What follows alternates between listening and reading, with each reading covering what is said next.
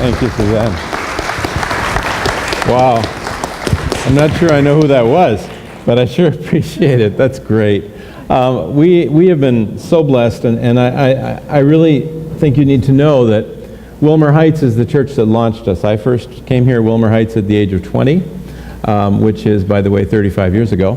As a student at Central Baptist Seminary, Wilmer Heights gave me that cradle to make my mistakes, to grow in ministry, and so we were married here. We developed here from 1978 until '86, and then you became our sending church as we went out to Chad, and have continued with us even through the last 12 years as we've been back in Canada, going back and forth. I guess what I've got a bit of a technical problem, and I'm sure glad that you're on the other end. There were some slides that were supposed to be muted, but I'll just take you through this. Cindy and I talk about our ministry today as, you know, when you get to the age of 50, past 50, there's probably just a small number of us here past 50, right? A few of us that will own up to it. But you start to think about that. What are we passing on to the next generation? And the passion that God has laid on our hearts is passing on not just the message of the gospel, but the burden to share it, the call to be world Christians, to be reaching out to the ends of the earth. And that's why it was just amazing, Desmond, that you were able to begin today. I appreciate that so much, because Desmond represents that next generation going out. What was Power to Change? What were they called? Were they Navigators?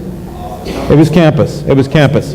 And Youth Unlimited is what was Youth for Christ. But great ministries with a great track record. And boy, when you talk about doing African studies, I can talk to you about some amazing things that are happening in Africa. Okay, let's go on to the next slide. When I look at my life, if I only have 3 or 4 days or 3 or 4 years to my life, I don't know. But I want to make sure that those count for Christ. Hallelujah. That's the point, isn't it? Yes. Making it count for Christ, that through eternity I can celebrate that I got to be part of that, rather than wasting it on the things of this world. Recently, I have begun also I've taken a position at Emmanuel Bible College in Kitchener, where I am helping them develop networks to look at the next generation. How are we going to train missions in the most effective ways possible, whether it's through the internet or whatever. So that's kind of exciting, seeing that happen. Okay. Oh, this is just a little peek into what we do in Chad when we go back each year.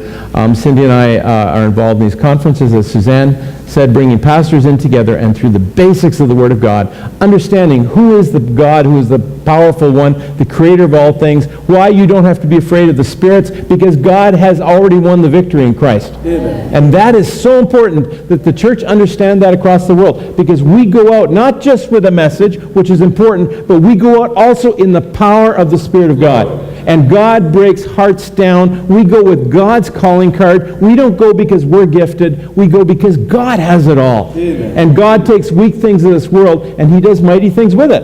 Right. Amazing things with it. And if you want to see God use you in a way that you never could imagine otherwise, in a way that uses every bit of what you have and more, be willing to say to God, I'll go where I'm uncomfortable, and see what He does with that. He doesn't take all of us to the ends of the earth, but He takes us out. And so my ministry overseas is still able to continue through mentorship with people like Musa Bachagin, who is reaching out to nomadic peoples, and he follows them. His wife has to put up with him being gone for months at a time as he follows them as they travel and bringing God's word into their lives.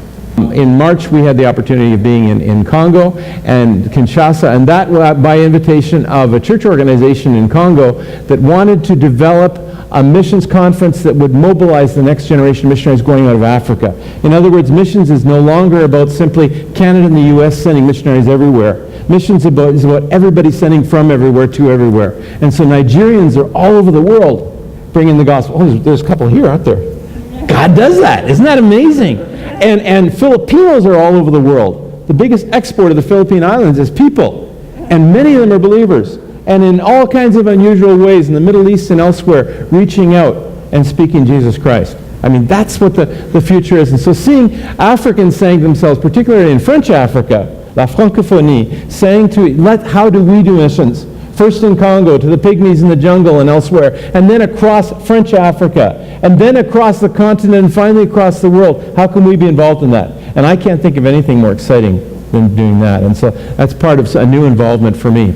And this man is the man who's been pulling it together, and just watching pastors get together. That's Richard Fleming there of the fellowship. You've had him speak here at this church, and it was Richard and Brenda that made the contact. This was the first group of graduates out of their missionary program, and watched this grow into something really amazing and really big.